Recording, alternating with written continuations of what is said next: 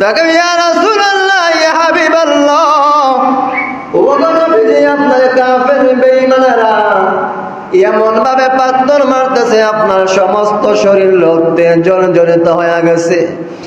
আল্লাহ নবী কথা বলতে পারে না। আল্লাহ নবী মাথা উঁচু করে ডাক দিয়া কয়, রে ইবনে যায়েদ, তোমার একটা কাপড় আনো, কাপড় আনো। রে সাহাবী, আমার শরীরের রক্ত গুলা তুমি মুছতে থাকো কাপড় দিয়া। এমনি সাহাবী রক্ত যখন মুছতেছে সমস্ত কাপড় রক্ত চোষণ করতেছে। সাহাবী তাকাইয়া দেখে আর কোন রক্ত চুষে না। এমনি ডাক দেখা গো আল্লাহ নবী, যেই কাপড় দিয়ে আমি রক্ত চুষতেছি এই কাপড়টা তো আর রক্ত শোষণ করতেছে না। আল্লাহ নবী নিজ হাত দ্বারা গায়ের মধ্যে মালিশ করতেছেন। এমনি সাহাবী ডাক দিয়া কই, ইয়া রাসূলুল্লাহ ইয়া হাবিবাল্লাহ, ওগো আল্লাহর নবী, মানুষের রক্ত শরীর থেকে বের হয়ে গেলে আর ভিতরে প্রবেশ করে না। ওগো নবীজি, আপনি কেন গো নিজ হাত দ্বারা রক্ত মুছতেছেন?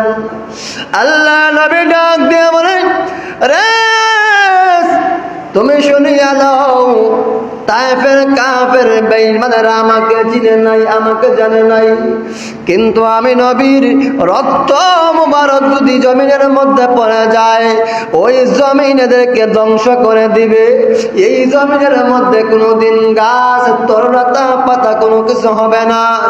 এই দিক থেকে আল্লাহ রাব্বুল আলামিন ডাক দিয়ে বলেন, রে জিবরাইল, জিবরাইল তাড়াতাড়ি যা, আমার নবীর রক্ত মুবারক যদি জমিনে পড়ে যায় রে, তায়েফের কাফের বেঈমানেরা এমন ভাবে আমার নবীকে মারতেছে।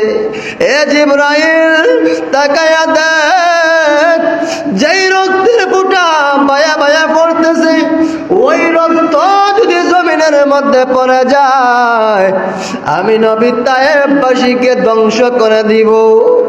রে জিবরাইল, আমার রহমাতুল লিল আলামিন যেখানে ওইখানে তো গজব পড়তে পারে না, কারণ রহমাতুল লিল আলামিন যেই জায়গার মধ্যে থাকে ওই জায়গার মধ্যে কোনো গজব পড়তে পারে না।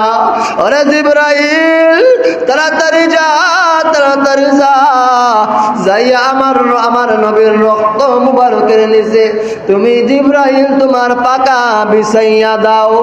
জিবরাইল বলেন, ইয়া রাসূলুল্লাহ ইয়া হাবিবাল্লাহ, ওই সময় আমি জিবরাইল সিদরাতুল মুনতাহায় বসা, আমি জিবরাইল ওই সময় 600 নূরের পাকা দিয়া যখন টান দিলাম, আমি জিবরাইল ওই সময় আমার পশমের গোড়ায় গোড়ায় ঘাম বের হয়েছে।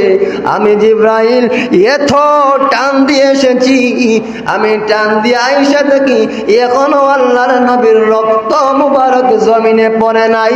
তার আগে আমি জিবরাইল আমার পাকা বিছাইয়া দিছি। সুবহানাল্লাহ। তাহলে নবীর রক্ত মুবারক যেই জায়গা